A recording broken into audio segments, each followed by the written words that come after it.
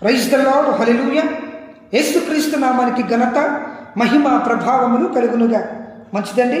ఈ సాయంకాలపు దినమున పరిశుద్ధాత్మ దేవుడు కొన్ని మాటలు మనతో మాట్లాడుతూ ధ్యానం చేద్దాం. రోమాపత్రిక 8వ అధ్యాయము 26వ వచనం. అటువలే ఆత్మయు మన బలహీనతను చూచి సహాయము చేయుచున్నాడు. ఎలయనగా మనం యుక్తముగా ఎలాగో ప్రార్థన చేయవలనో మనకు తెలియదు గాని ఉచ్చరింప సత్యము గాని మూలికలతో ఆ ఆత్మ తానే మనపక్షముగా విజ్ఞాపనము చేయుచున్నాడు. దేవునికి స్తోత్రం కలుగునుగాక. హల్లెలూయా.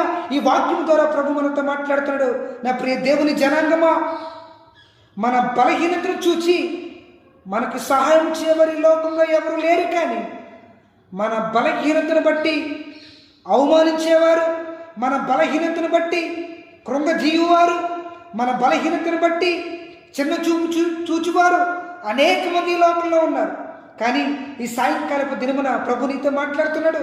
మన బలహీనతను బట్టి మనకి సహాయం చేయడానికి పరిశుద్ధాత్మ దేవుడు ఎల్లా వేళలా సిద్ధంగా ఉన్నాడని ప్రభు నీతో మాట్లాడుతున్నాడు.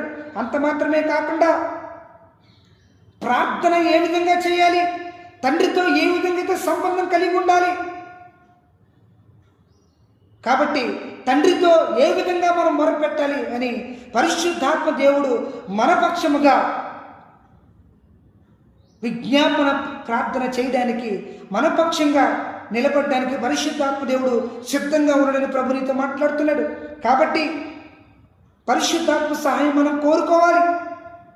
పరిశుద్ధాత్ముడా నా కుటుంబంలోకి రండి, పరిశుద్ధాత్ముడా నా హృదయంలో సంచరించండి అని ఆయన పిలవగలిగితే అద్భుత రీతిగా నీ కుటుంబాన్ని నిన్ను నడిపించడానికి పరిశుద్ధాత్మ దేవుడు సిద్ధంగా ఉన్నాడు.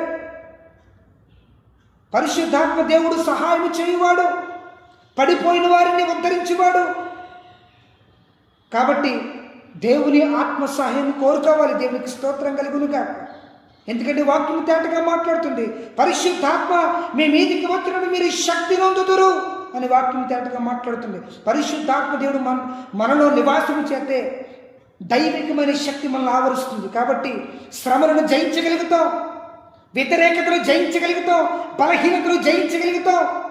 దేవునికి స్తోత్రం. ఈ లోకాన్ని మనం జయించగలుగుతాం. దేవుని ఆత్మకది సాధ్యం అని ప్రభునితో మాట్లాడుతున్నాడు. కాబట్టి శక్తి చేతనను బలము చేతనను కాదు, ప్రభువా నీ ఆత్మ చేత మమ్మల్ని నడిపించండి బాబు, నీ ఆత్మతో నింపండి అని అడగల దేవుని స్తోత్రం.